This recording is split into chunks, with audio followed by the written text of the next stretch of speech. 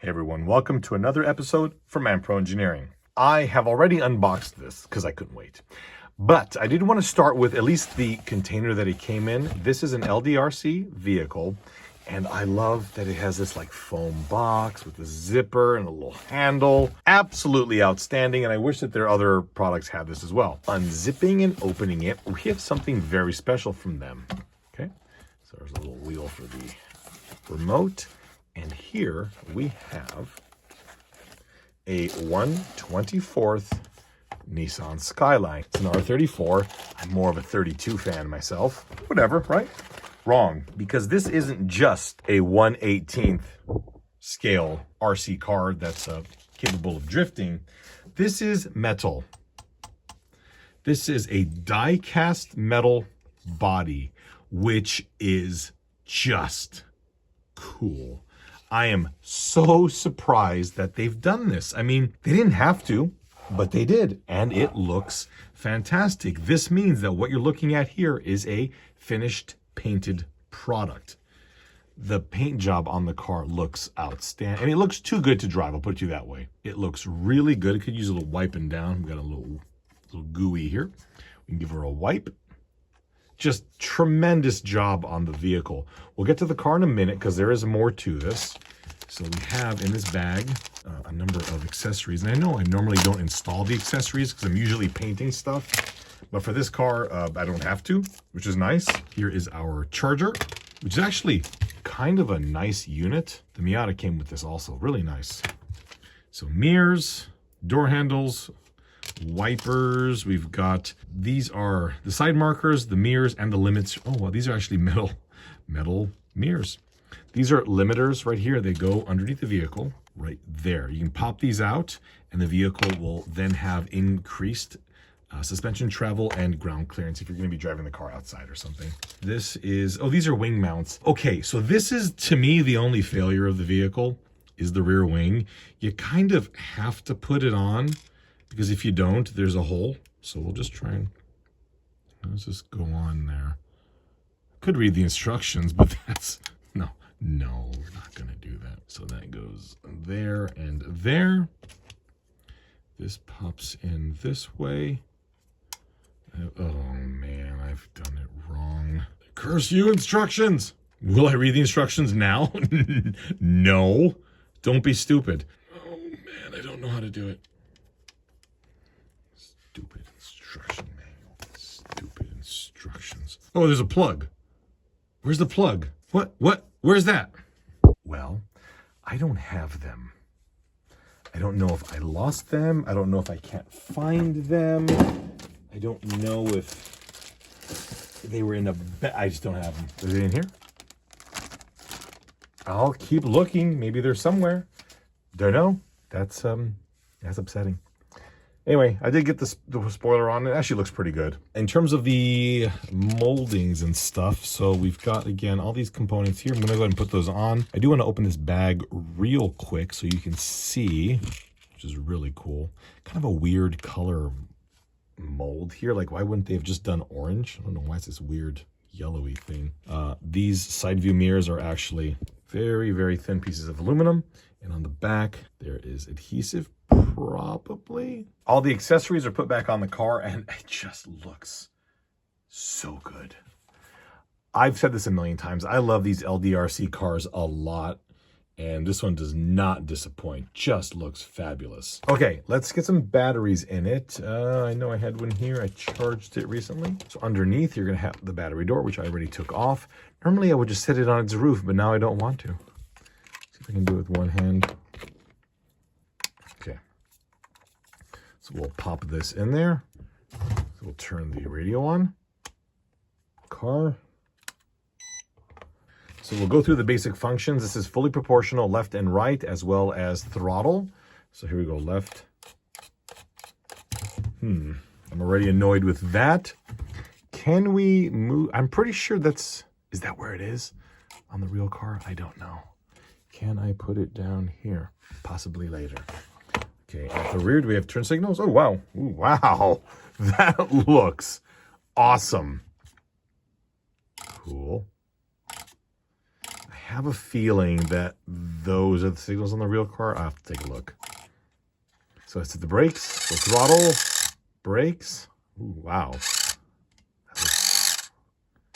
Oh, unfortunately, we don't have reverse lights. We just have bright red lights. Honestly, I'm just because of how good these look, I'm less inclined to complain about that. Okay, very nice. Now, I don't see headlights on, so I would imagine that pushing C, okay, pushing C right here. Ooh. Okay, very nice.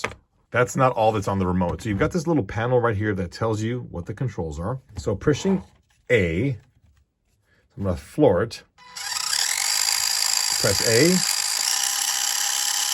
that'll increase your top speed. Pressing B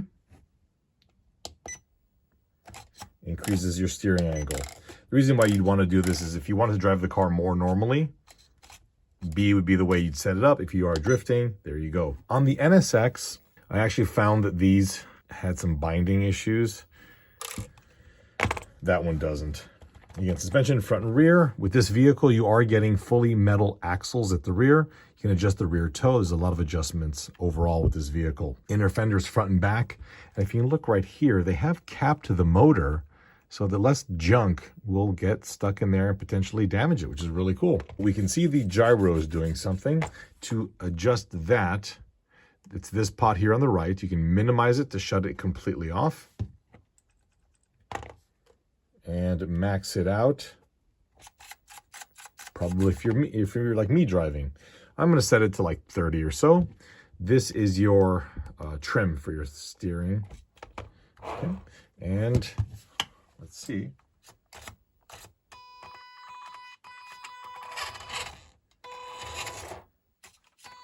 Do I have this maxed out? I forgot I do. There we go.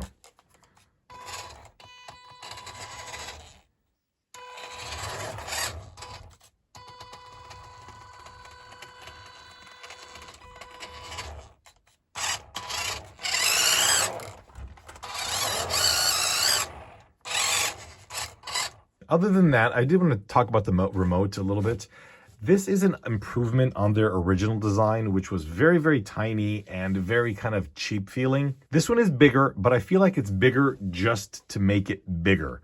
The original one, while small, was at least nice and tidy. It was a tiny little remote, had all the functionality that you needed. This one here, to me, is bigger just to make it bigger. I don't think any of the bottom is needed. There are two AA batteries jammed down in here.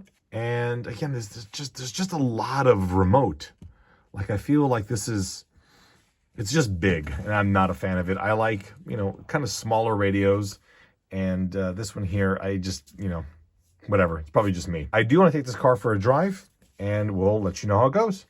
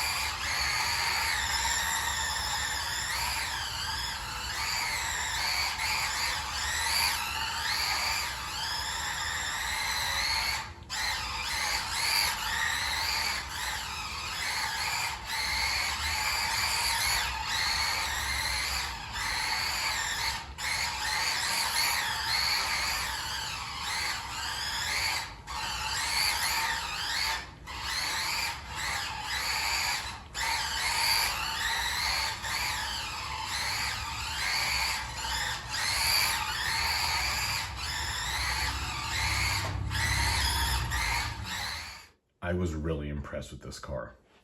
As you can tell in the video, I did have the MX-5 alongside this vehicle, so I was able to test not only those two together, but also the earlier RX-7, the FC. It gave me a good cross-section of the three different vehicles. While the MX-5 and the Skyline do share the same electronics, the extra bulk of the die-cast body made the car feel a lot more sluggish. Perhaps it was a little more controllable, but that's just because it was slower. Compared to the Mazda FC, night and day. Again, these electronics with the revised, I would assume it's a revised gyro, make this vehicle a lot more controllable.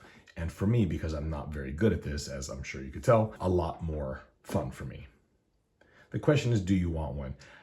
This is difficult because its biggest positive is also its biggest negative.